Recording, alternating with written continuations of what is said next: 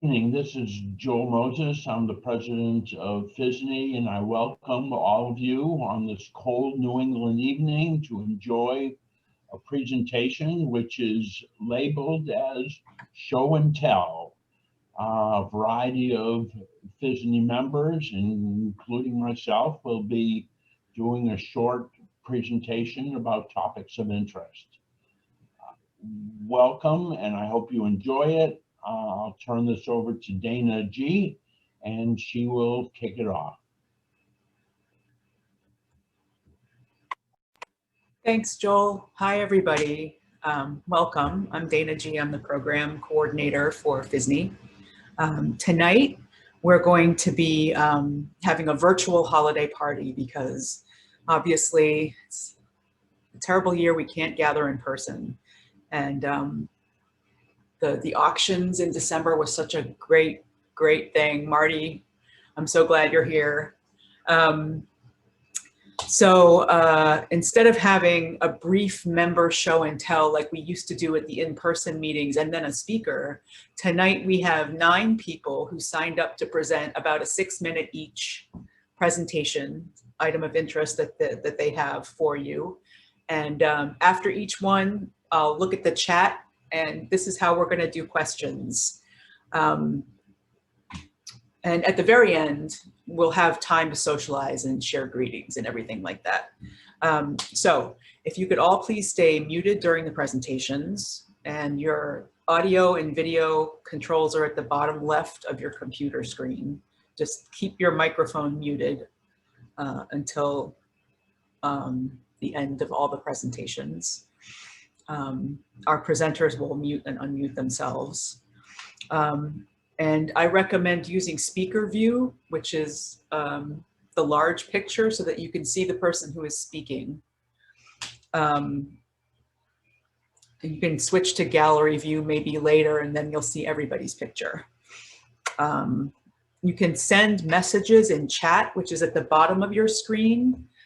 There's a chat window and our participants window. I see a few people greeting each other. And so there are a lot of us here. We're going to get started, but you know, I'm hoping this gives us the spirit of just having a get together. And we're going to start off with our first presenter, who is Reich Lent.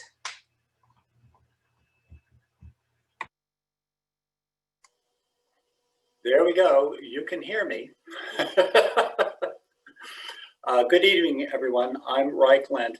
My little presentation is about the retina reflex, the interchangeable cameras as opposed to lenses. And I'm just about to bring up a PowerPoint slide share. Bear with me here. I am new at this. And while I'm getting that set up, I can tell you that the pandemic was really, really boring at the beginning. And what I ended up doing was spending far too much time looking for cameras in various places. And wouldn't you know, I discovered that there was this wonderful interchangeable camera system that Kodak did, the Kodak Retina Reflex, Retina series, and the Retina Reflex. So a little quick history. Come on, there we go. Kodak got the, formed a business in Berlin in Germany in 1896. And they decided to buy Dr. August Nagel's camera company, he who had actually helped start Zeiss-Ikon, but quit in 1928 to start his own camera company. Kodak also got something really valuable, the daylight loading cartridge that we know so well. And in 1934, Kodak went ahead and introduced a highly precision 35mm camera called the Retina. The timeline for them ran from the 30s through World War II, which halted camera production. And there were a whole bunch of models, both in the 30s and the 40s and the 50s. And in 1954, they actually created a rangefinder folding camera with an interchangeable front component lens. 3 elements were behind the leaf shutter, and the other component lenses were in front. And then later, in 1957, Kodak got the bright idea that, well, we've got all these people with retina rangefinders, and they want a reflex SLR camera too. Let's go the opposite direction. Let's make a reflex camera that uses the same lenses as the rangefinder cameras. That went along for a short period of time, and by 1959, they went all in. They created the Retina 3S, which is how I got involved with all of this in the first place. I'd never seen it at an auction, and I bought it sight unseen. And the Retina Reflex S came with a complete set of interchangeable lenses. You can see that on this PowerPoint. And unfortunately, the system kind of went out of favor by about 1961. The Retina 3S was discontinued, and the Retina Reflex 3 replaced the Retina Reflex S, and they went on and on. By the way, the biggest seller, which surprised the heck out of me, is the Retina Reflex 4, which sold over 500,000 units. That was by far the most number of Retina cameras of any kind that were manufactured by Kodak Retina. Now, let's see if we can make this work. I have to disable something and start something else. Here we go. Thank you. Let me get back down to my video moved away from where it was. Let's find out. Come on, camera. Come on. Let's try it again. My webcam has died on me. I don't know what's going on here. Oh, are we on here somewhere? No. Right, we could see it just a moment ago. If you go down to the stop video button and see if got it. Yeah, got it. Thanks.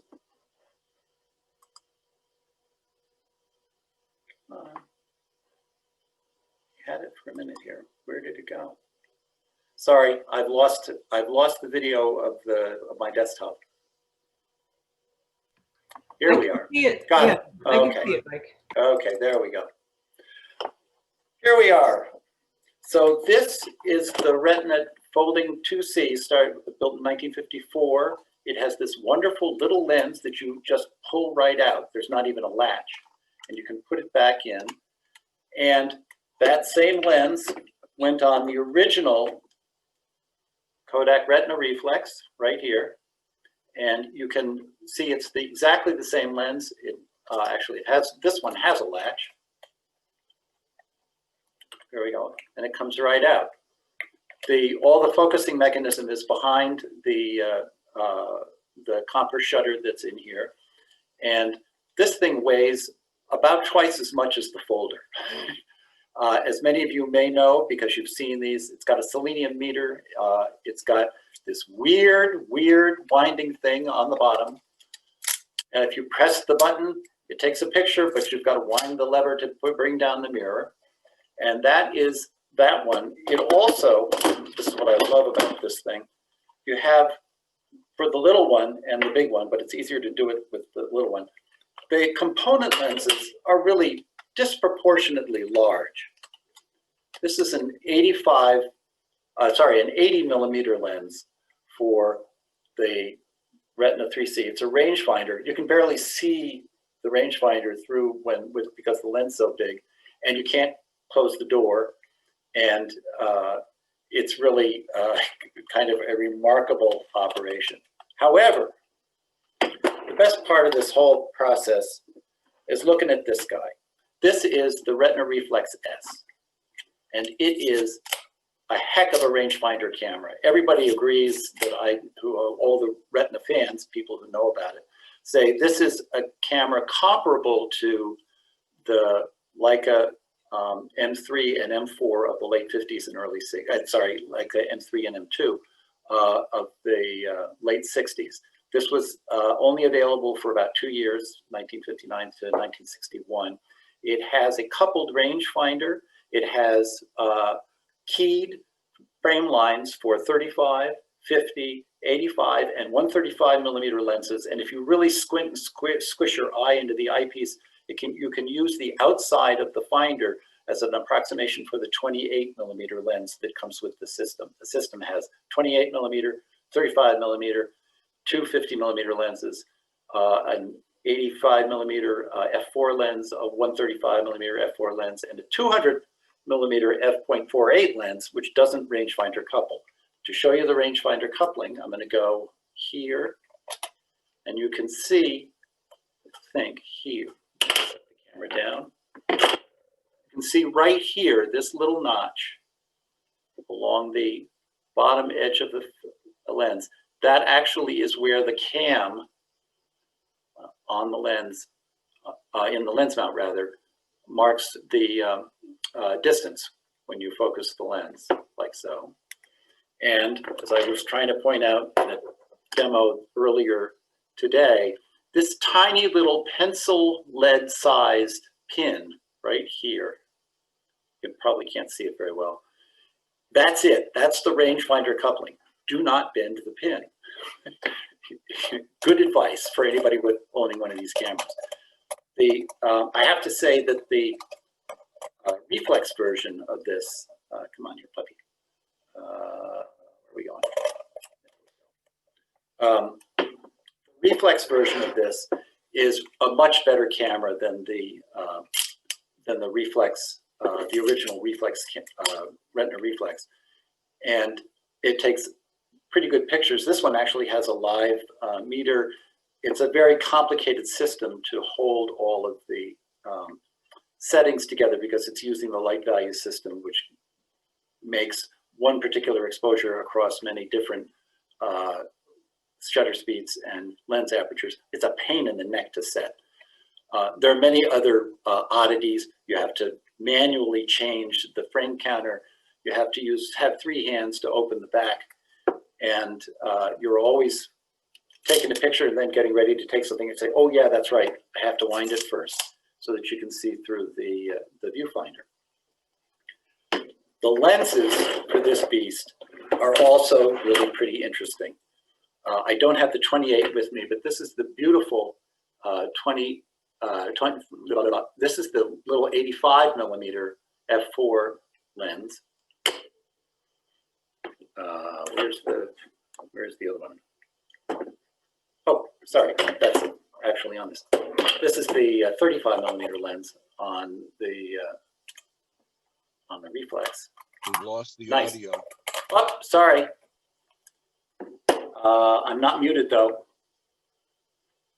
Reich, I can hear you still, so. Okay, if there's very anyone- quickly, two more things, and I know I'm going 10 minutes. This is the 35, and this monster is the 200 f4.8 that goes with it. What I love about this is that you don't have to worry really about focusing it with the rangefinder camera because it only focuses as close as 30 feet. So think about that. That's it for me. Thank you very much. Thank you, Rick. That's great. Reich, sorry. Right. Sorry. Is Vladimir here?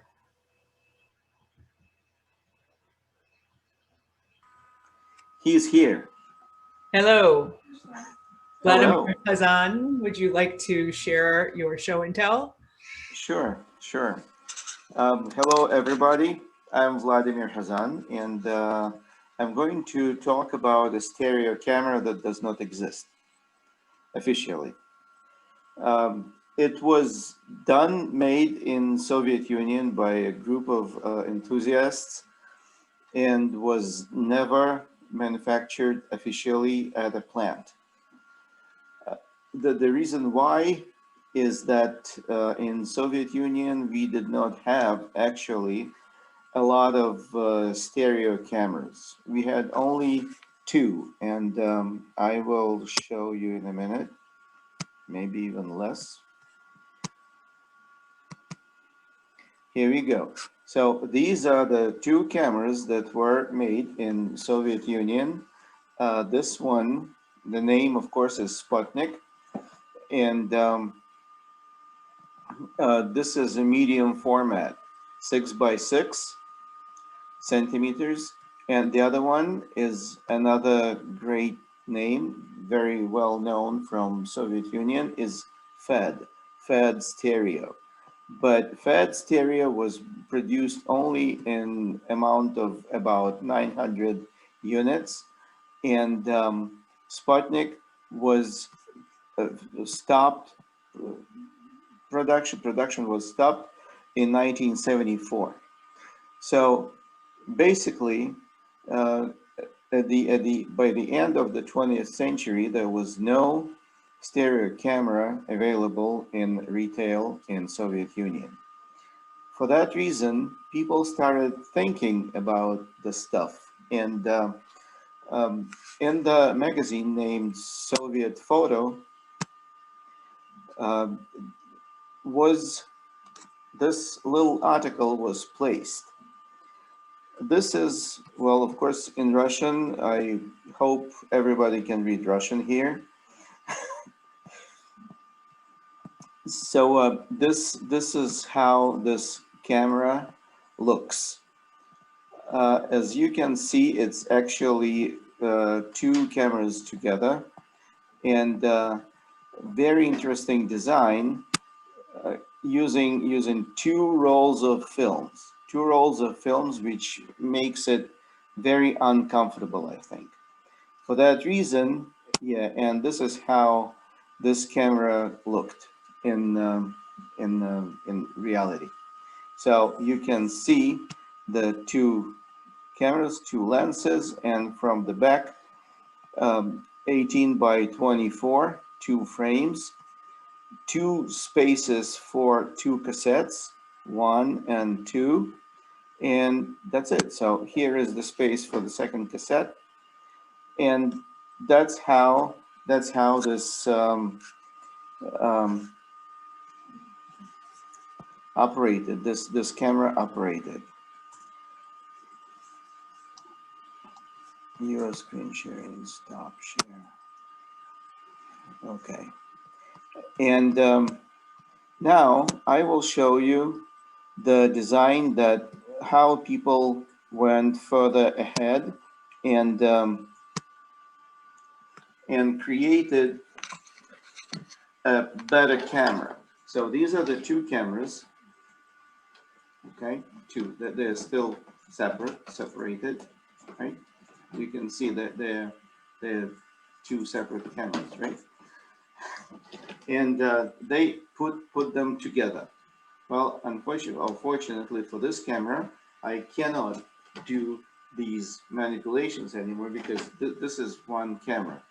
So as you can see, the difference between that photograph that I showed before is that both lenses are connected, and they move this in the same direction simultaneously.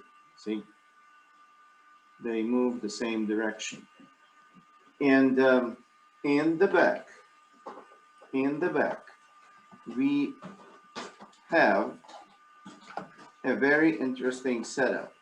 We do not need, for this camera, we do not need 2 rolls of films. We need only 1 roll of film, which advances from cassette to cassette. The only difference is that this second cassette is a universal, right? You can put it like this or like this. So in our situation, we put it for taking as a, use it as a taking cassette.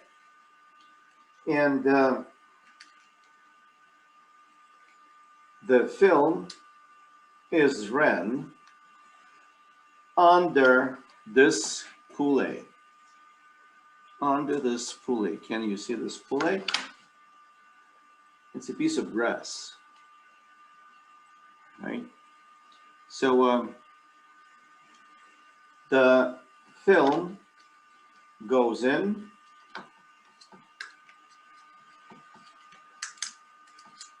The film goes in. It's going. Well, I am forcing it. And then we put cassettes in place.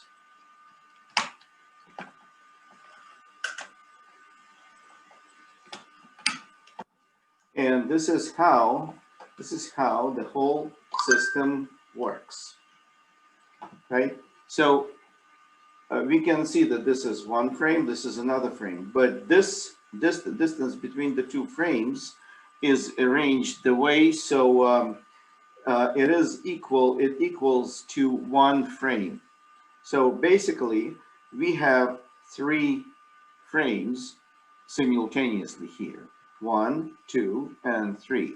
So after this pair was taken, we start advancing the film, and the first advancement is long, of course, when we start the film.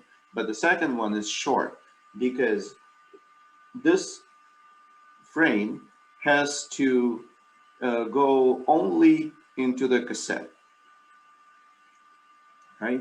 And that movement, that advancement will bring this intermediate frame here and new frame from the cassette here, and this second taken already frame that was taken in between.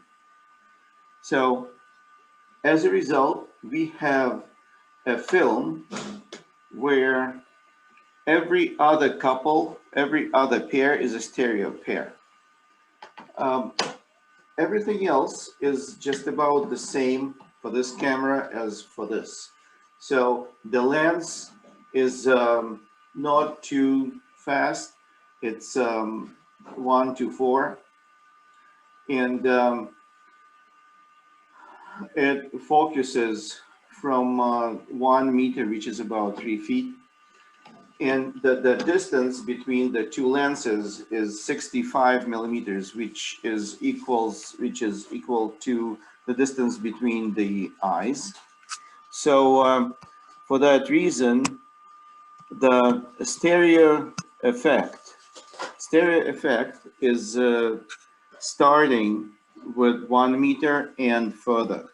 So if we can make it different. We can take 2 cameras, put them on one base, and move them apart, far away. So our stereo effect will start further away and will continue even further. But the closest is 65 millimeters. This is about the same as we can see. And I used this camera before. And I have beautiful slides. I can show them to anybody who will be willing to see whenever we will be able to get together. That's it for today. So who is going to be the next? Dana? I'm just checking to see if we have any questions just quickly. Sure. David Starkman says the TDC stereo Vivid camera used a similar roller system to get one stereo frame between the other 2. Okay. But I don't see any questions. And just quickly, Reich, there were some questions for you before I switched to Vladimir. I'm sorry. Dana, just one more thing. Oh. Is that TDC camera that was mentioned before has 24 by 36 format, or it's a smaller format? No, I can say no. It's the stereo realist format, so it's the 5 perforation wide pictures. Right, but it's a smaller frame. Yeah, but the designer, the stereo realist, and all the others that use that format have about a 70 millimeter lens base, but the designer of the Stereo Vivid wanted it to be 65 millimeters. So by putting the roller the same way as in your camera on the Vivid, I could bring it and show it. I have one here. I could bring it for after. by putting the roller into the Vivid, they were able to have a 65 millimeter lens base, but still be able to have the same stereo realist progression format on film. Right. Can you see the camera now that I'm showing? I see the It's a Kodak, but Kodak stereo, yes. yeah, the Maybe we TVC could, is the same format, but again, with a 5 millimeter smaller lens base. Okay. why don't we gather again at the end for David's camera? Sure. Okay. I'll grab it and show it. And then Lou just, Lou asked who made the retina glass. And Larry Wood said Schneider and Rodenstock. Yes. Okay. Ben Kudo, are you ready for your presentation? I am, Dana. Can you hear me? Yes. Great. All right, so I'll kick it off here. My name is Ben Kudo. I'm a member of PHSNE, and I help organize these monthly events with all of the great people like Dana and Joel and all the rest of the team. I think that one of the coolest things about the Christmas season is always the big box stores, and Sears and Kmart were two of my favorites. And they happen to also be two awesome camera manufacturers. So I wanted to cover basically some of my favorite cameras from Kmart and Sears. So the first is Kmart. So with Kmart, up here in the upper left, you can see the TTL camera. And the TTL camera was actually made by Petri. So see here, you've got the Petri, this is the actual manufacturer. And then you've got the Focal brand, which has even the Kmart insignia here, which I love, and a great Focal logo. But they both have the same, the print and body parts. It looks awesome.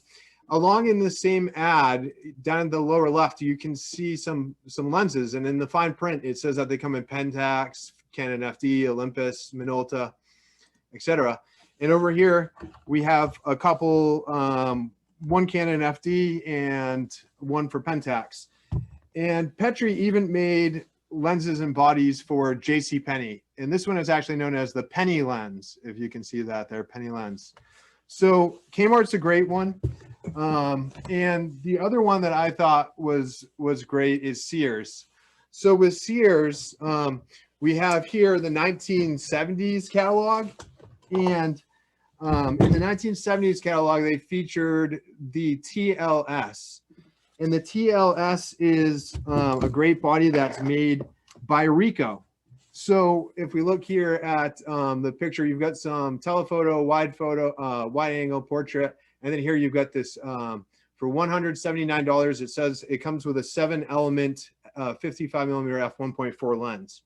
So let's take a quick look at that. So over here we have the original Sears TLS, the chrome version that was shown in the ad. And then we have the Ricoh. So you can see the difference here is that the nameplates are quite a bit different. Whereas with the Petri and the Focal, they were very similar. And then looking ahead into the future, in 1975, we got some of these other cameras here. So we have the 2000 ES, which was known as Sears Best, and also the TLS in the black version. So those are two great lenses, or two great cameras. And actually the this here was alleged to be designed by the Tomioka Optics Factory. This is the 55 millimeter f1.4. And actually we were fortunate enough that tonight we were able to take a family portrait. And when I was thinking about what lens to use, I said, well, I should definitely use the Sears lens. So here we have it. So that pretty much covers everything with the show and tell for tonight. But I hope everyone will enjoy it and think fondly back on these memories. So thanks so much. And Dana, thanks for putting this on. And I appreciate you inviting us to participate. Ben, that was great. I love the portrait. Oh, thank you. When you first proposed this, I thought you were going to be talking about Sears Portrait Studio for some reason.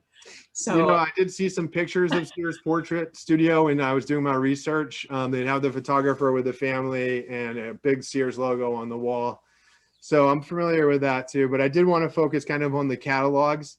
Yeah. For anyone who's interested, I found the Christmas catalog had kind of the cameras were more of a footnote, but in the winter and fall catalog, that was a combo winter and fall catalog. That's where you had a couple of pages worth of cameras. So again, thanks so much, Dana, and thanks for everyone for being here. Thank you. Let me see if there are any questions. David says, great portrait, David Starkman. Thank you, David. Joe Marlin, are you there? Mute. There you are. And I want to get my own picture here. Hi, I'm Joe Marlin. I'm from Chicago. It's a pleasure to be here. And now with Zoom, I can actually attend meetings of PHSNE, which I could never do before. I'm going to be talking about a 16mm movie camera, the Kemco. It's not known.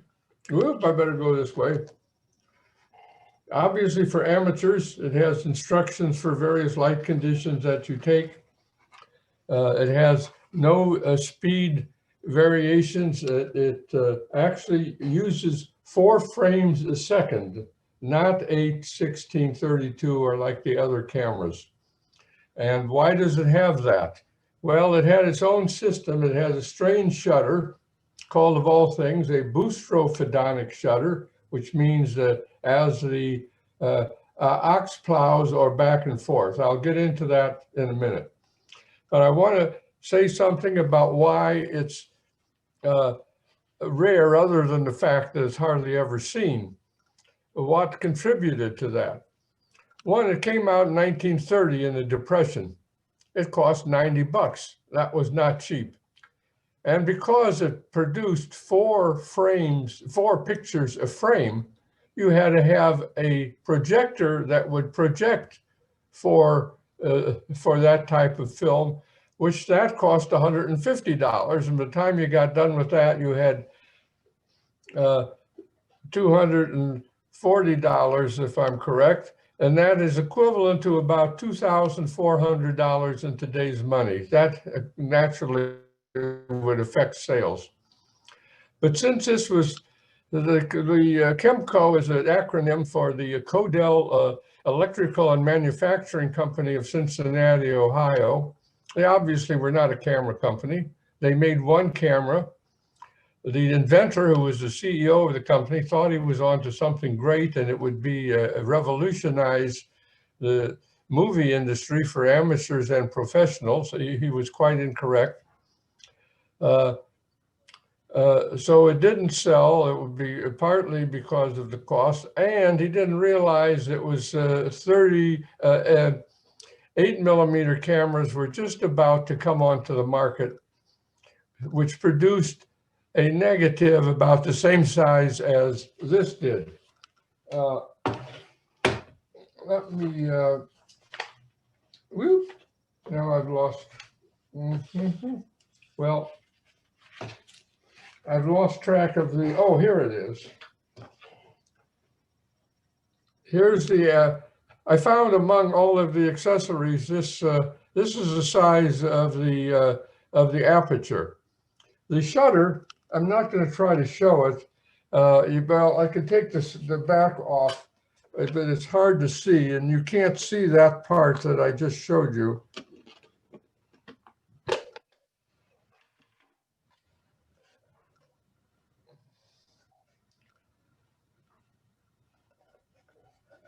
The shutter up in front, you can't really see it from here, but there were 2 bars going across.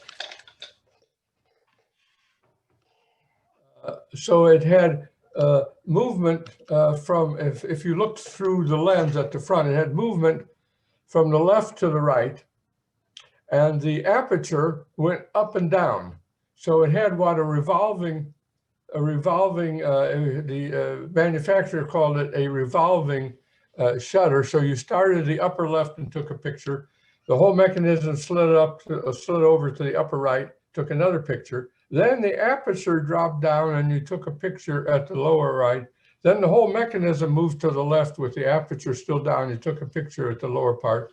All of that, each picture in a 16th of a second, because the whole thing would be a 1/4 of a second, because in 1 second, you would go through 4 frames. So you only had a 1/4 of a second for each of those 4 pictures. It may be that the thing didn't hold up well. This one, the shutter amazingly still works, but the shutter release doesn't work well. But there were some instructions in the manual. If you had trouble with the shutter release, you took your fist and banged it on the lower part of the camera. Apparently, they didn't solve a problem in manufacturing. So those are the 2 things I wanted to say of the 3. One is about its rarity, and one is this unique, one-of-a-kind shutter that never reappeared before or after. The other thing is that this camera was owned by a family whose name is well known around the world in a way you wouldn't think. There was a fellow named George O'Hare, who was a St. Louis attorney, owned various dog tracks, came to Chicago and became an associate of a certain fellow named Capone, Al Capone. And he was the person who was supposedly told the Internal Revenue Service about where Capone kept his tax records, which resulted in his income records, which resulted in his going to jail. George O'Hare was subsequently assassinated, as often happened to people who gained disfavor with Capone. But his son became a naval pilot, Butch O'Hare, and was the first naval pilot to receive the Congressional Medal of Honor for shooting down 4 enemy bombers in one afternoon, and possibly a 5th while low on fuel. But unfortunately, a year later, he disappeared in the Pacific when he volunteered for a night raid. In 1963, Mayor Daley of Chicago, the first Mayor Daley, renamed Orchard Airport as O'Hare Field. So this camera was in the possession of the O'Hare family for 90 years, so they put it up for auction. I have the projector, which obviously had to have a revolving shutter mechanism in it. I have manuals, and let me just read in concluding what something that's very interesting, very overstated. He said, "This new invention," referring to a shutter, "has been pronounced by leading engineers as the greatest single advance of the industry, and one destined to completely revolutionize the making and projection of both amateur and professional movies alike." Well, that was one of the great overstatements because it never happened. Here's the box, which has the splicer in it. They also made, and let me just conclude with this, other parts that I have never seen or heard of in 30 or 35 years of collecting movie cameras.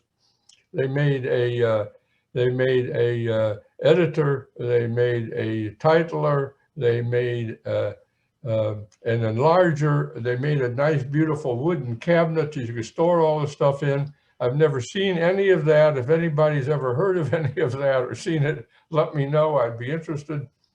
With that, unless there are any questions, I will conclude my presentation. Thank you for the opportunity. Thank you, Joe. I'm checking for questions. I don't see any questions, but we can circle back at the end. That was fascinating. Thank you. Bill Rosenthal, are you there? I'm here. Your turn. Thank you. Listen, first of all, I'd like to congratulate Dana and Ben because you guys worked real hard putting this together, and I appreciate it.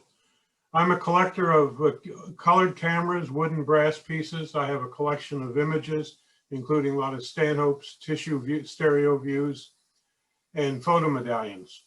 But within the last couple of years, I started collecting sub-miniatures. And I want to share with you this evening 2 of my sub-miniatures. Let me put the screen on. The first one is the American Safety Razor. Now, American Safety Razor Company started in the early 1900s, and they made most of their money not by selling the razor, but by selling the replacement blades. They came up with a metal camera that's bayonet mounted to the film disc. The idea was that they would sell a lot of film discs, but it never really took off.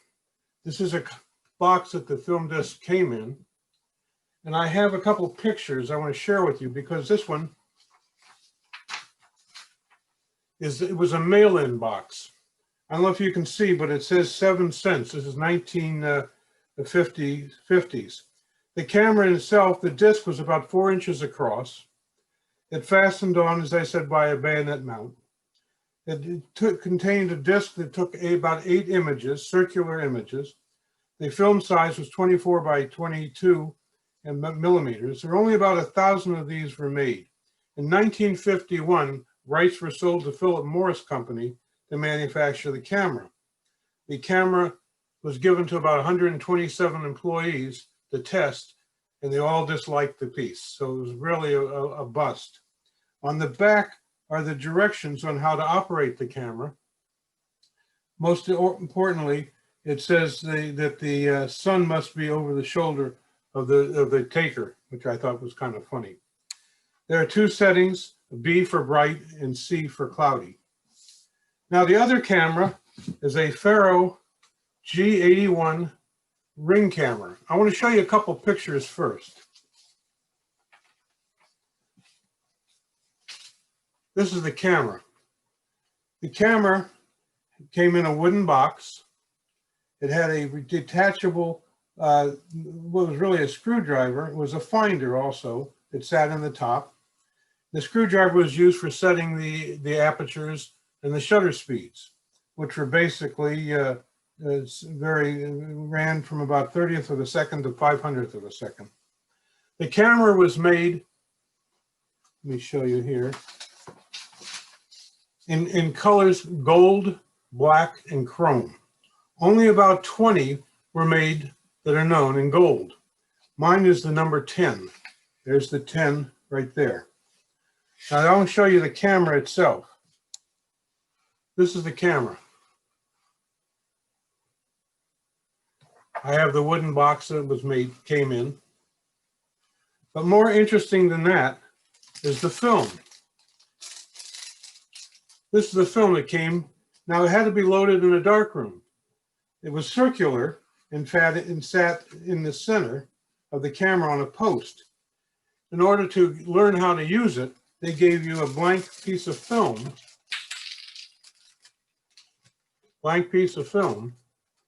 that you could practice loading in the daylight, so that when you went into the darkroom, you would then know how to load it. So basically, that's my presentation. The camera itself is extremely rare. As I said, there are only about 20 of them known to have been made in gold. And that's the extent of my presentation. Any questions, I'd be happy to try and answer them. Thank you, Bill. I'm just checking. Ben asks, how many exposures on one disc? 8 exposures. Took the circular disc and made 8 exposures. Well, wait a second. I'm sorry. Pardon me. The American Safety Razor took 8 exposures. I honestly don't know how many were on this disc. I can't imagine any more than probably about 8, but I don't really know for sure. It's an interesting question. Reich asks, did the disc camera have a patent similar to the 1980s Kodak disc camera? You talking about the ring camera or the Safety Razor camera? I'm sure it did.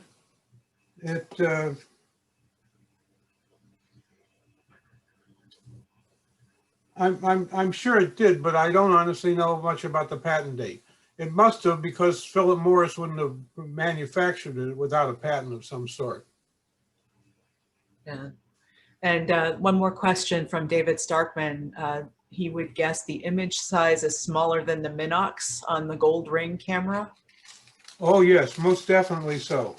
Most definitely so. Took a 25 millimeter lens. It was f2, and it only measures about 1 inch across. So I am sure that the size is much smaller than the Minox. That's great. Thank you. Thank you. That's wonderful. Thanks, Bill. Next up is Matt McGarrell. You there, Matt? Yes, I am.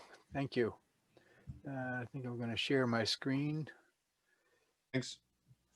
Hi, my name is Matt McGarrell. As a relatively new member, this is only the second PHSNE meeting that I have attended. My thanks go to those who have organized this party meeting. I have been enjoying the presentations and the opportunities to get to know others who are interested in photographic history. After retiring from teaching last May, I have been continuing long-time work as a volunteer at the House Museum of the Australian-born pianist, folk song collector, composer, and inventor Percy Grainger, who, after beginning a very successful concert career in Europe, moved to the United States in 1914, became a U.S. citizen, and settled in White Plains, New York. I have been photographing the House Museum at 7 Cromwell Place in White Plains and helping to catalog its collections, as well as creating videos for the website of the International Percy Grainger Society, the organization responsible for the conservation of the house. Sometime in the 1920s, before November 1926, when he made his first solo concert tour to Australia, Grainger obtained a new Kodak 3A Autographic Junior camera as an upgrade to his box Brownie. This image is of an Autographic 3A Special, a more expensive version of the 3A, outfitted with a better lens, shutter, and rangefinder than Grainger's 3A Junior. The 3A had many advantages over the Brownie. While like the Brownie, the 3A Junior had a simple single-element meniscus lens, the 3A used a larger film size that afforded more picture detail, and the shutter offered the operator more control over aperture and speed than the Brownie. The resultant higher quality probably mattered to Grainger. He occasionally used the camera to produce images for publication that the Brownie could not have managed. Grainger recorded his travels with the 3A, 6 frames per roll, and entered information about the negatives into an index before shipping the camera and all of its prints made from the negatives to the museum that he built to preserve his legacy in Melbourne, Australia, the city of his birth. Most of the negatives and some of the duplicate prints made with the 3A are in the collection at the Grainger House Museum in White Plains. After several months spent scanning and cataloging negatives made with the 3A, I made a short video highlighting some of the negatives that Grainger and his wife Ella Viola Strom made with the camera over a quarter century. The video is intended as an introduction to Percy Grainger as a photographer.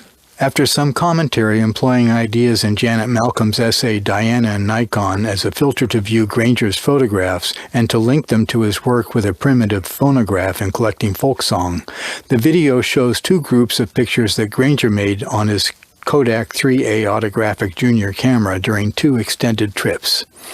Here is a segment of the video that shows the photos from these trips.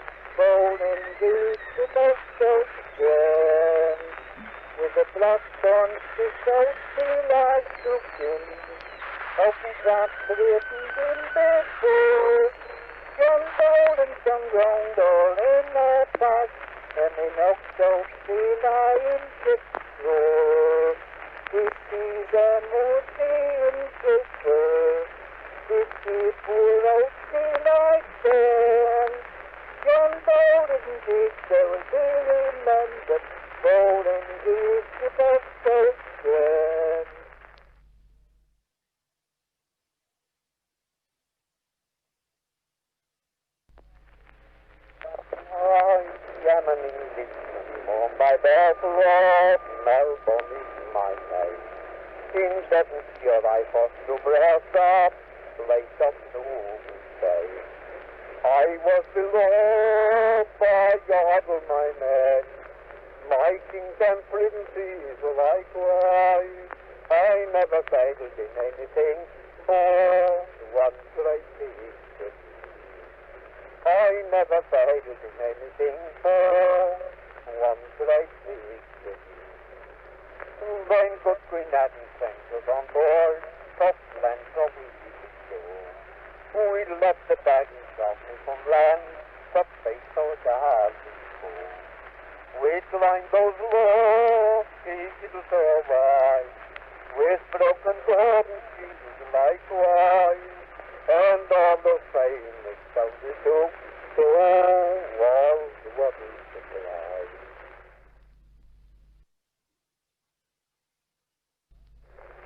As I was walking one morning in May, to hear the bird whistle and see the lamp play, I beheld a bird and will see the sweet light from sea, down by the green bushes where the cat danced to meet me. Come, let us be going, dancer, if you please. Come, let us be going from under the trees. For yonder is coming, I see, down by the green bushes where it thinks of me. Thank you, Matt. That was great. Sea shanties? Sort of, yeah. They're actually Lincolnshire folk songs, Ah, okay. and some of them are chanties, I think. Yeah, that was great. Thank you. And moving along, it is not a party without Marty. So Marty Jones, are you there? Yes, yes, yes, here I am. Hi, everyone. I'm sorry we couldn't see everybody in person. This camera came to mind that I'm going to show you when I was asked to be a speaker this evening. So I collect, I've been a PHSNE member for years and years and years, over 30 years. I collect also colored Kodaks, toy novelties, Subminiature, and I want a ring camera bill. So if you find a spare, just send it to me. All right. And so tonight I just want to talk to you briefly about the Teddy Instant camera. Can you all see it? And it's got its own developing tank built in. I don't know if any of you have ever seen this before. It's kind of like a puppet here with a sleeve. Your hand goes in and you can load the paper that it develops, and it drops down into the tank and it develops, and you can have the picture out.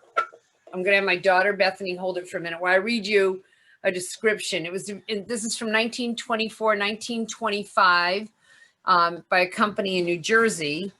The pictures were 3.5 by 2 inches, and they developed in 1 minute. And they advertised it as no experience or skill needed, and any child can use it. So it loads in broad daylight. It takes and delivers a finished picture in 1 minute. It is the newest method of photography in which skill and experience are not necessary. All right. And I have to take my glasses off to read up close. So it is not a plate nor a film camera, but a camera that produces the complete picture. The Teddy does not use either plates, films, or darkroom. All of the troubles of picture taking in the ordinary manner are swept away. And it says it eliminates all the muss and trouble, and above all, there is no waiting. So this is kind of like the first Polaroid, right? You actually see the finished product in 1 minute. You merely place the cards in the camera, press the shutter, and drop the card into the automatic developing tank attached to the camera.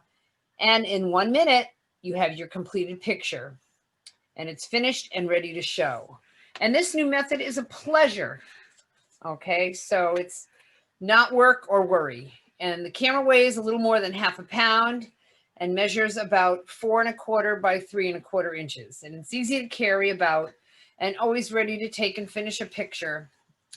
The lens is of high grade, universal focus, needs no adjustment, and the shutter works perfectly and responds to very slight pressure. It loads in broad daylight. The developing tank is attached to the camera and holds a single solution that develops and tones and fixes the picture in 1 minute with absolute certainty and with no care or attention on the part of the operator. Blah, blah, blah, blah, blah. It's sold for $2.50, this camera. So I know it's kind of rare now to find it complete with the tank. I'm sure others might have that, but it's one of the ones I really cherish in my collection. And I'm not sure what, I see a question. What was the solution, the developing tank? I just read what it said, but it developed and fixed it all in one. I did have a packet somewhere. I don't know where it is. Oh, somebody's wrote what it is. It's a direct positive single solution. Anyway. Do you have any info on the process? Is it what? Any info on the process? I don't have any info on the process. I'm sorry. But that is my presentation. And it just feels like I have a puppet on, but and notice it's red and I'm wearing green and I didn't plan that. So it's our Christmas party, right? That's excellent. There's one more question. Ben wants to know if is there a tripod mount thread on the bottom? There is not a tripod thread on the bottom. See. May I add one thing? Sure. Who's that? Phil. Oh, Bill. hi. You must Do you have. do you have the original directions? I have. I also have. This information. I will send you a copy of the original directions. And Okay, thank you. And answer Ben's question regarding the tripod socket. The original directions tell you to put the camera on a fence post. Yeah. But there you go. All right. Thank you. I'm ready to bid. What is that? Uh-oh. Do I hear 50? No, I'm just kidding. For new members, Marty was our auctioneer at our December auction party for PHSNE members. It was a blast. And hopefully we'll be there again someday, right? Yes. Hopefully not. We won't have to do this again next Christmas. 2021. I was going to wear a mask for my presentation, but hey. Okay. Thank you, Marty. That's really cool. How about Lou Regelman? Lou, are you there? Yes, I am right now. Okay. Can you see me? Okay. Can you hear me? Yes. Okay. So what I'm going to talk about is this little camera next to my head right here. It's a Kiev 88. And I first have to tell you a very brief story. In 2003, I got the camera, I bought it. I thought it was interesting. I had a little money on the side. And so I put the camera in a box, in a case, and I put it in my basement, and I never kind of looked at it for a week or so. And then about 2-3 weeks later, I had a heart attack, and I had a new valve put in my heart. And so the camera was the last thing on my mind, and I forgot it. So when you folks said, can you find something interesting to talk about? I started looking all around in the basement and everything. And I opened up this box. I said, oh my God, I didn't realize I had this camera. So now I have it. And what it is the Russian answer to the Hasselblad. And the Hasselblad was very popular, always is, always has been, and very expensive, even used.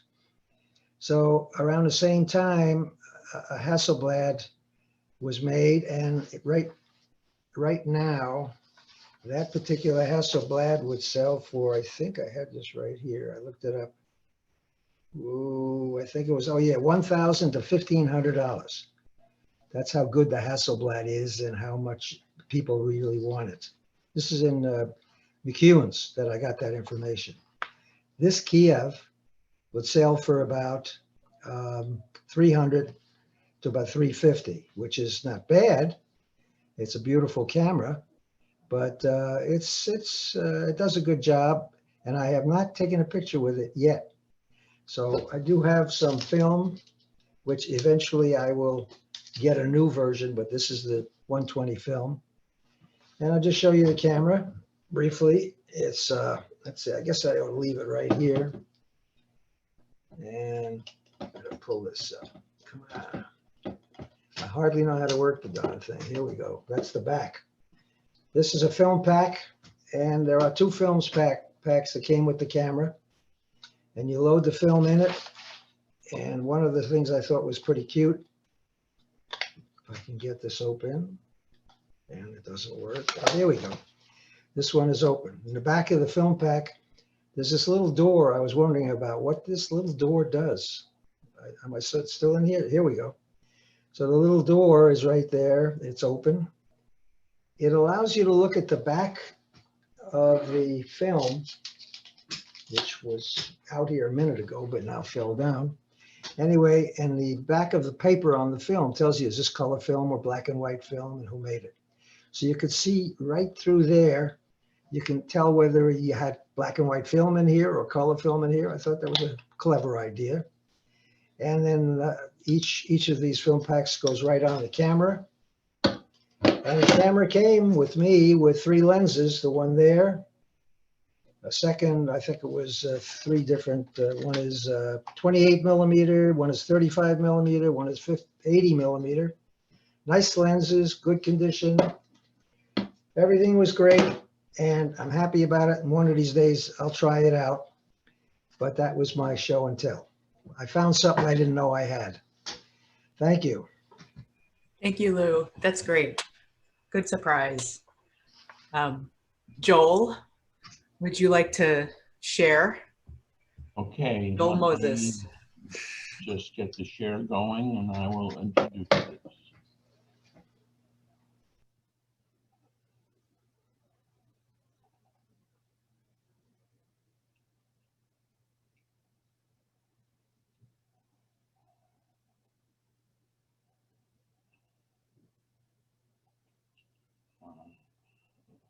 Okay.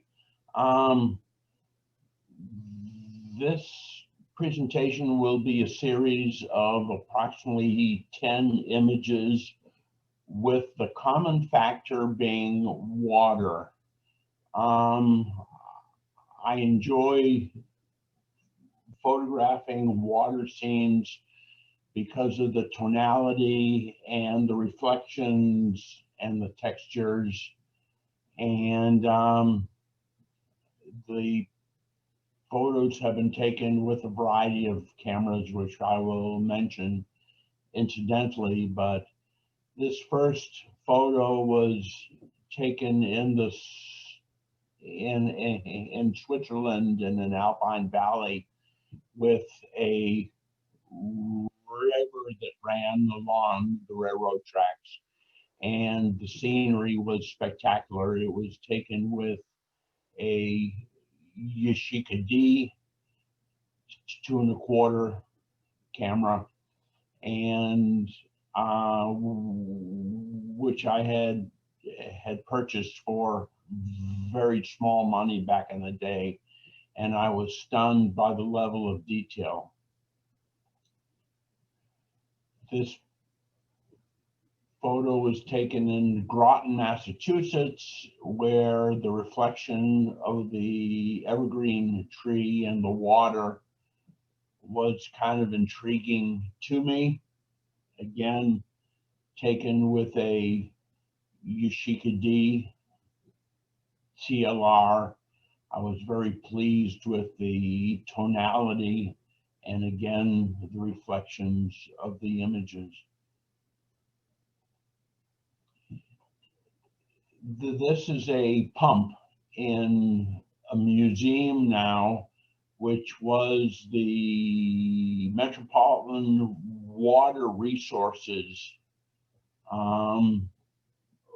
pumping station, which served metropolitan Boston about 100 years ago, providing it with the drinking water. And the museum was very interesting with the lighting they had arranged on the machinery.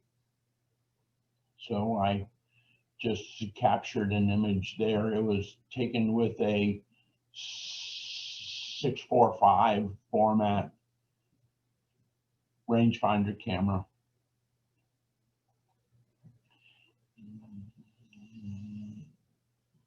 Here we see a rock at the edge of a reservoir in Stoneham, Massachusetts. And again, the reflections of the rock in the water and the textures of the rock were very interesting to me. And it was also taken with a 645 Fuji camera. This is an image of the Boston Public Gardens. I took it with a Minolta point and shoot rangefinder camera, and I was stunned at the level of detail and very pleased with how the reflections in the water were captured and all the activity going on around the scene.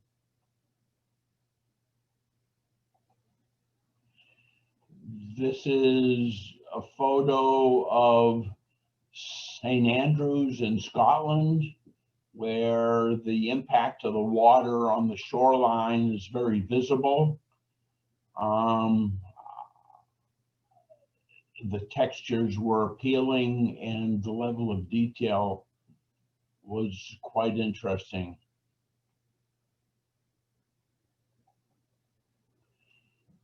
Here is a photo from Iceland, Reykjavik, Iceland.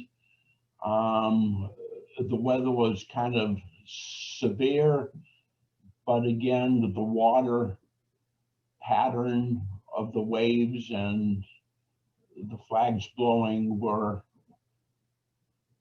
appealing.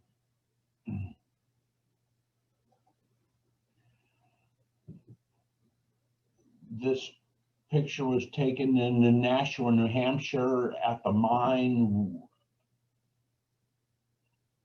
Mine Falls Conservation Area. It is where water was retained to power the pumps at some of the mills in Nashua. And by the use of locks and dams, the water power was harnessed and then utilized.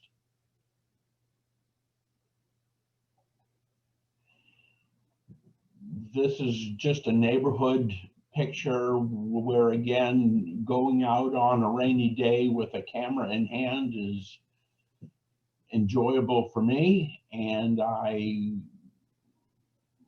like the reflections captured on the pavement and the overcast effect it shows. Lastly, this is a photo that was taken in Maine at Perkins Cove in Ogunquit. A gentleman trying to harness his boat, and the arrangement of the boats I thought was interesting. And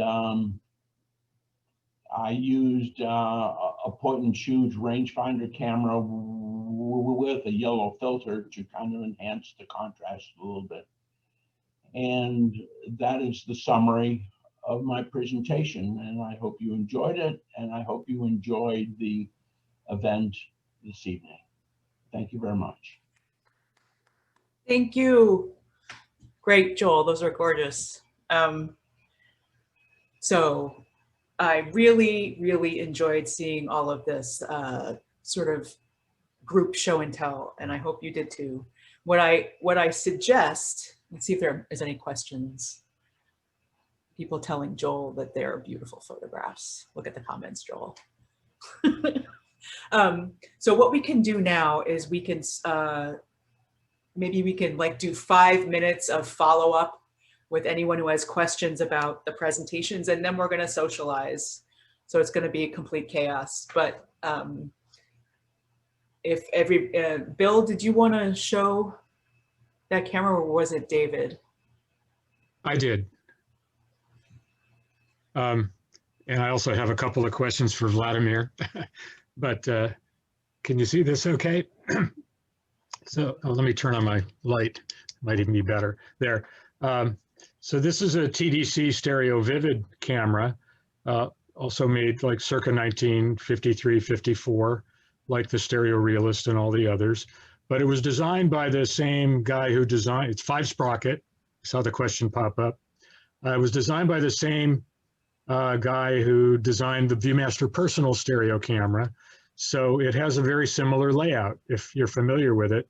The Personal came first, but what I think this was my wife's favorite camera for over 10, maybe 15 years. I think it's the most ergonomic of all of the cameras because all the controls are on the top. So you look down at them. You don't have to like turn the camera and look at the front to see what you're setting. It also is the only stereo camera besides the Personal that has the shutter button in the front, like right here. So it's easier to squeeze into the camera and hand hold it without jerking the camera downward if you're firing a shutter this way. But the designer also, well, they originally, because I have pictures of the prototype, the original was going to be a 7-sprocket camera, but because of the popularity of the Stereo Realist, which preceded it, they decided to change it to that format because Kodak was doing commercial mounting service. So they wanted the same format, but the designers felt that it should have a 65mm lens base. So I don't know if it's too dark to see it, but right in the middle Yeah, here. it is. Let me turn up the light. There's a roller. The film, it uses one roll of film, but at this point here, there's a roller where it goes down, comes up again to create a longer film path between the two 5-sprocket frames. Is that roller in between the frames? The roller's in between. It's right here where my finger is. Yeah. It's black, so it's very hard to see. Yeah. This is Kodak. Yeah, that's a Kodak. This is the same format. Same format. Yeah, but there is nothing in between. It's exactly because that has room for. I forgot. Instead of one film frame, the Realist format with the 5-sprocket Advance, there was room for 2 frames between each pair, and it was a 10 perforation Advance. A little complex unless you look at it diagrammed out, but it would move 10 sprockets and do a pair, and you'd have half of a pair in the middle, and then it would do the other half. So it didn't waste any film, but this was a way to get those 2 pairs in between, but have a smaller lens base. I also have a question about the Fed camera. You said only 918 were made? That's what I found in the literature. Wow. Okay. Do you know how many Sputniks were made? Yes, I actually had that number. Let me just show it to you.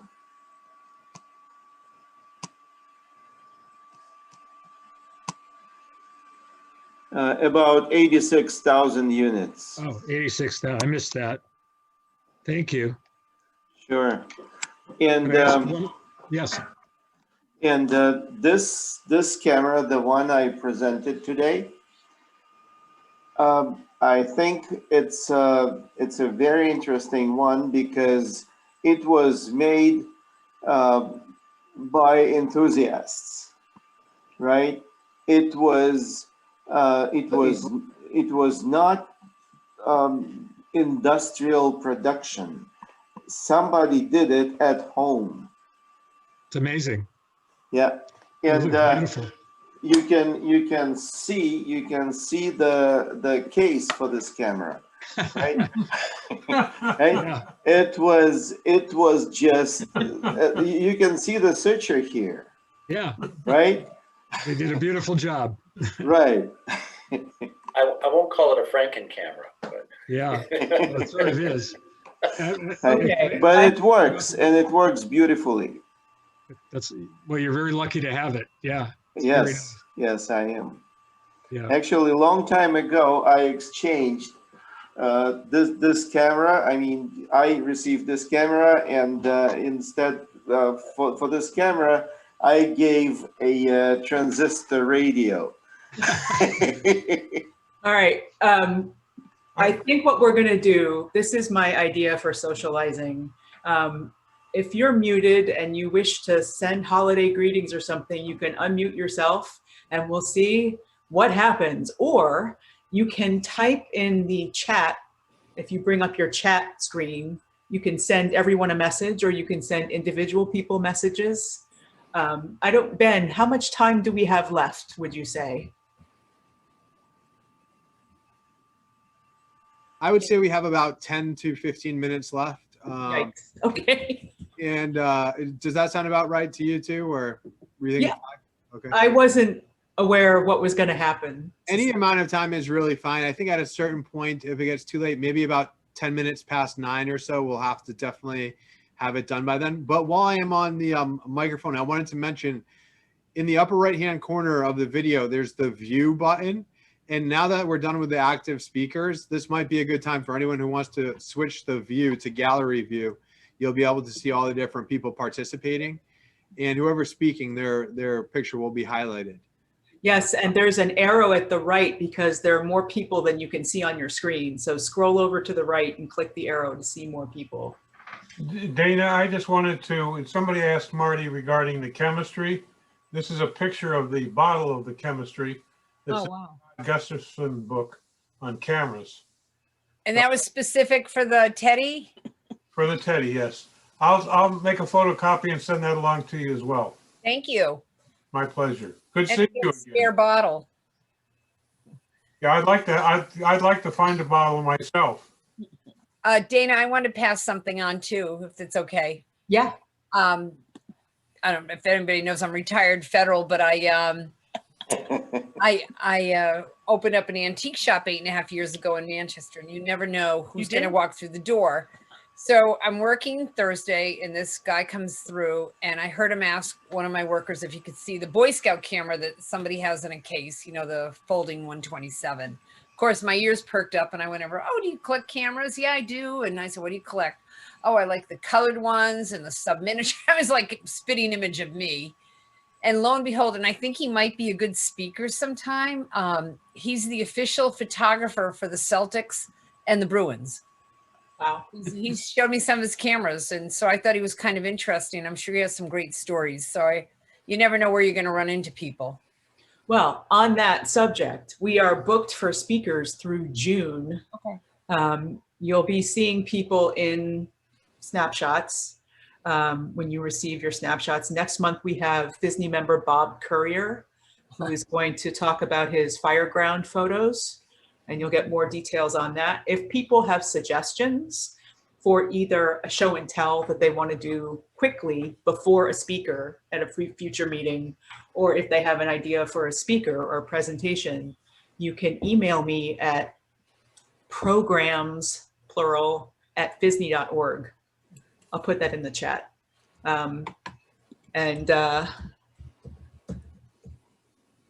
You can just let me know if you'd like to present something short or something long. I can't type. And that way, I think that's easier than the sign up system we used this time for the show and tells. It's kind of a difficult thing to use. So it's programs @phsne.org.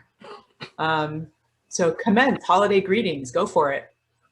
Congratulations to you, Dana and Ben. What a great job. So I'm clapping. I'm clapping. Wow, too kind. Yeah, and Mike, I appreciate you, Dana, and Joel asking me to help out with the Zoom meetings. It's been a real pleasure. And Joel actually recruited me to be a PHSNE member way back when, about I think 3 or 4 years ago. So it's been a great organization.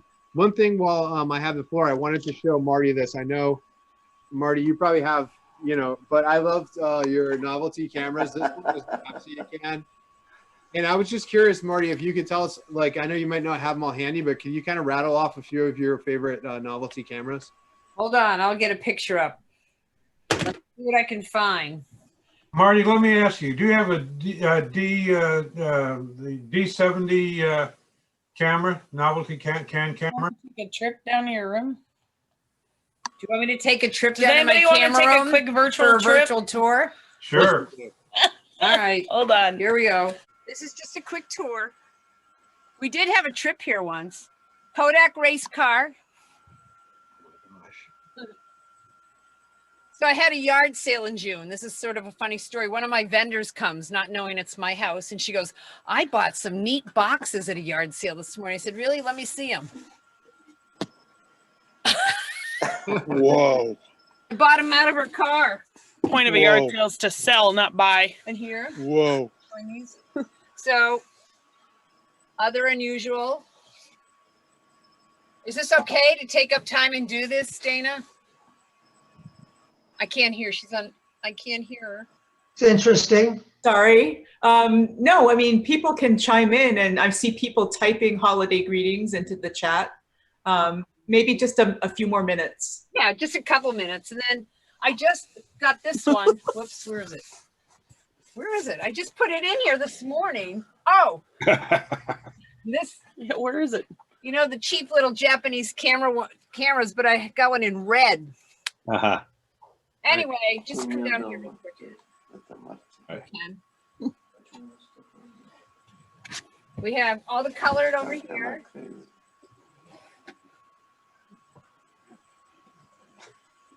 Can you see them all? Yeah.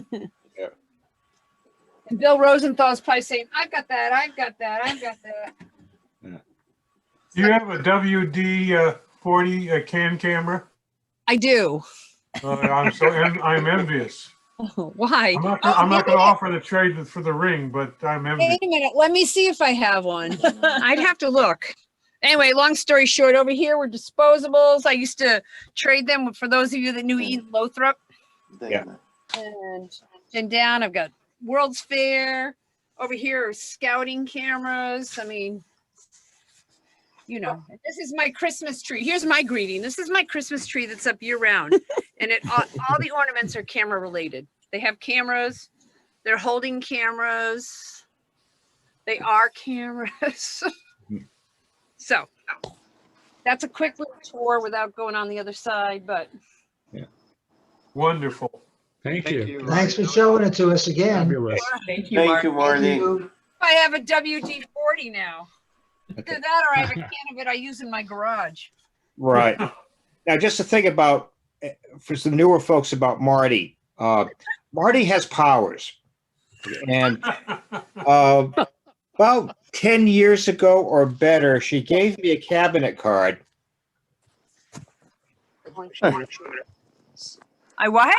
You gave me this. Well, I can't see Beth. Oh, yeah. With you without I take glasses. the glasses off. There and- you Oh, yeah, I go. Looks I like gave just it like to you. her. I said it looked like you. It's right. Right, He's right. And I can't tell you the number of people that I it's okay, that's your great grandfather, and the best response I came up with for that was actually borrowing something from Margaret Atwood, which was, no, I'm old, way old. Older than you can imagine. Locked windows. I'm still looking to see if I have a WD-40. But I've got a lot of mileage out of this. It's a wonderful, wonderful find of hers. That's great. That's great. Yeah, we don't know what's going to happen with the Photographica show next year Yeah. at this point. But, you know, so many people collect, and it's hard not to have that. It's such a great get together, not only, you know, for the collectibles. And The show is not going to be on this spring. The earliest would probably be fall of 21 and Okay. more likely to be spring of 22. But we're keeping the subject open, but definitely there won't be one this spring. There's no chance that there's no chance that this thing will be over by then. So the earliest possible date would be the fall of 21, Okay. and more likely the next spring. Yeah. Well, I mean, it better be safe than Yeah. sorry. Like the small sacrifices we make now Mhm. are, you know, We're in Important for later. yeah. But, I'd like to say happy holidays to everyone. I'm David Starkman. This is only my second meeting seeing you all, I think. And I'm in California, in Culver City. It's in the LA area. And I was a member of, if any of you remember it, the Western Photographic Collectors Association, which no longer exists. And I joined it when I was about 28. And I'm 70 now. So I don't know anybody from then who is still around from that club. But not having a club like that, and you still have one, I've envied, I get your newsletter, but I've always, wanted to go to one of your meetings, and now I can do it virtually, which is one benefit of what's going on right now. So it's nice to see you all and see your shows and tells, which is something I missed from those days. I have a show and ask if I could throw it in. You guys probably know what it is. Plate lifter. Exactly. It's a Scoville plate lifter. That's cool. And this is an ad for it. David Starkman, it's Yes. good to see you. Yeah. Coolish, it's good to see you. The 3D guys, it's always good to see you. It's nice to see you. John W. Yeah. Hi, Uncle Jim. And Jim, Hey, Yeah. Jim, Can I you're in make the it- dark. If Can I only, make a comment? if only we could see you, Jim. yeah, I dark. know. You know what? My Wi-Fi doesn't go on till tomorrow. I am on a public media down here, unfortunately, and I drove down to Florida from New Hampshire 2 days ago, right in front of an ice storm. I'm very happy to be here, and I'm very happy my wife is freezing. Can I make a comment? Yes. I'm Dick Bolton. I'm one of the original founders. Right. And I think this is fantastic what you're doing, this education. Most of you probably don't know. Hello? Anyway, yeah. so You're most good. of you don't know there was a requirement for the club that every show had to have an educational section. And then after I left and moved to Maryland, they took it out. So I'm sort of really happy to see this going on. It doesn't mean I buy into everything you talk about, because I'm interested in the old stuff. And but I thank you a lot for the club. Thanks, Dick. This is whether for the older folks, I talk to Dan Jones about every week or so and ask him what he's up to. And his usual reply is, not a goddamn thing. Hey, how's that? Turned 101. I am the old stuff. I am the old stuff. Yeah. I'm 80. I'm almost 82. Has anybody heard about Ed Shaw? Oh. What happened? No. Just I haven't heard from him in a year. So Same thing with me. Okay. Talked to him a little bit early this year, but that's been it. yeah. And he's I know he hasn't been feeling all that hot. He's like 88 or 89 years old now, and the mobility problems are starting to get to him, considering that he was an active runner. So Just asking. I wanted to show one more thing. I switched over to this view. Earlier, I had mentioned that I took a portrait using my, I don't know if I went into the details, but I used my Sony A7 mirrorless camera to take this, and I used the Sony lens. So the way that I did that was the lens unscrews. It's an M42 mount lens. And once this unscrews, I can screw it into an adapter. Yep. And very cool. Yeah, so then this adapter will go M42 to, in this case, Sony NEX. Very I cool. wanted to mention that in case anyone was curious or ever wanted to try Yeah. it, you can follow up with me. I've got plenty of information on that. Very Those cool. those adapters, by the way, are very, very inexpensive for adapting a lot of the old lenses to the current digital cameras. Mhm. So particularly the old mirror lenses, some of the big telephotos, you can buy a $25, $30 adapter and adapt some of these old Russian mirror lenses and some of the fun old lenses to the digital cameras easily. Yeah. So I actually run Kudo Camera Company, and one of our best products is our adapters. And the two brands that we carry, one is K&F Concept, and then the other is Outlast.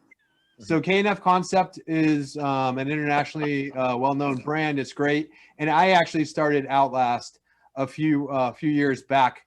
Might also mention in passing that Newtonville Camera, which is located in Waltham, has been accepting donations for PHSNE of equipment. So if you are approached by someone who wants to get rid of a bunch of stuff that you aren't particularly interested in, they can drop it off at Newtonville Camera, and Joel or I will pick it up and bring it to the warehouse and sort it through. And every once in a while, we get some pretty good stuff.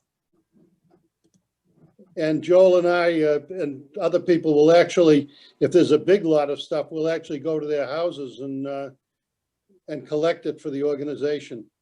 Wow. And we've had it, last fall was a particularly good time. And we're willing to do it if someone runs across some stuff. You can actually just, so anyone can send an email to PHSNE and it'll be answered. Marty, it would be great if you could do like a whole presentation on the weirdest cameras. I would love that. Oh my gosh. Careful what you wish for, Dana. You never know. 31 years I've grown up with this. While we have everyone here, I know I won't get a lot of chances to talk because there's so many other presenters. So I just want to mention one more thing while I have everyone's attention. This camera shelf back here, in case anyone's curious, it's actually made out of perforated angle iron. So that's to say that up here behind the wood, there's a 90-degree angle iron that has holes in it, and the holes are about every inch or every 2 inches. And then from underneath, I thread in a 1/4x20 bolt. So basically it releases it. So the bolt I put on with a washer and a wing nut.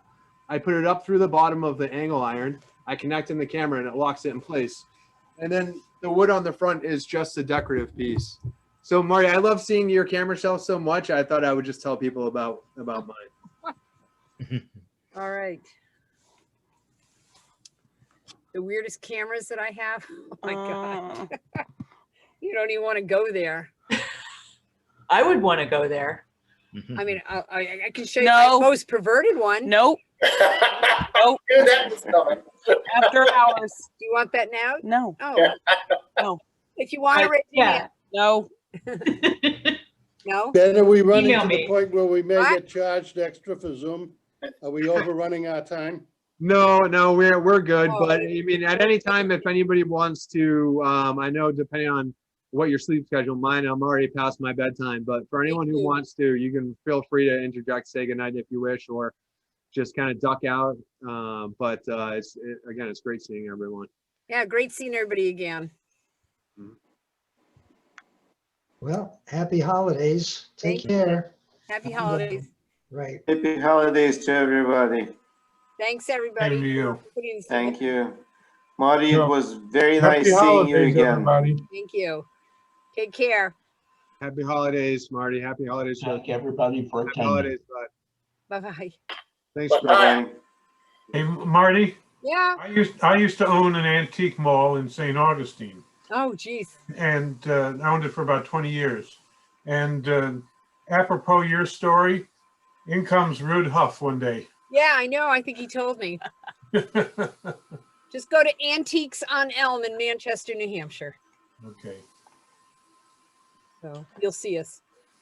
Larry, I recognize you, Larry. Aren't you from New Hampshire and you have a store, or am I recognizing you as someone else? You look like The guy from You're New talking Hampshire. to Larry Woods? No, I don't have a store in New Hampshire. No, I've always lived in Massachusetts. But he Sorry, buys a Larry. lot at the auction. Yeah, Larry, you do like to bid? Yes, I like to buy a lot of the the simpler, less popular cameras. Except for the year my wife said there's no space. I bought a couple Minoxes. And we're happy to sell them to you. Oh my gosh. Yeah, the auction's a little tough for PHSNE because everybody knows exactly what it is. It's not like you're at some, you know, auction where you find the old barn finds. You know, it's a little bit more chiseled, but you also find a lot of amazing pieces that show up there. And Marty can tell you all about each one too, which is nice. Mm-hmm. You know, there's a story that I think was in the magazine some years ago, and I believe it was Ed Shaw. But he talked about going to a garage sale and finding a #1 Kodak panoramic camera. We were asking something like $15 for it. Ed asked if that was a firm price. And of course, as you know, the lens goes from side to side. And the seller said, well, you know, the lens is broken. It's bent to one side. Yeah. That's funny. So I've got a question. We can have a show of hands because I don't know if we'll have any consensus amongst the group. But is the brand called Petri or is it called Petri? I would pronounce it as Petri, but I could be wrong. What do you think, Marty? You're the auctioneer. What would you say? I say Petri. I think Petri's a dish that you look at in a, science in a lab. microbiology classroom. I started out saying Petri, but now I kind of converted over to Petri once I heard somebody else said it. I thought, well, I must be doing it wrong. I also say wasn't quite tomato. sure. I also say tomato, not tomato. So, Does anyone know anything about the Tomioka factory where the Sears stuff was allegedly made? No.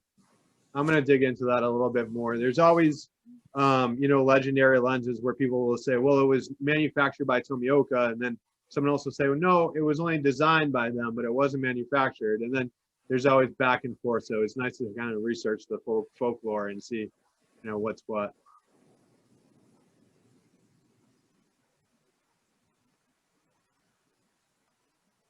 Well, Dana, I think it might be time to kind of close it down. Does everyone think so?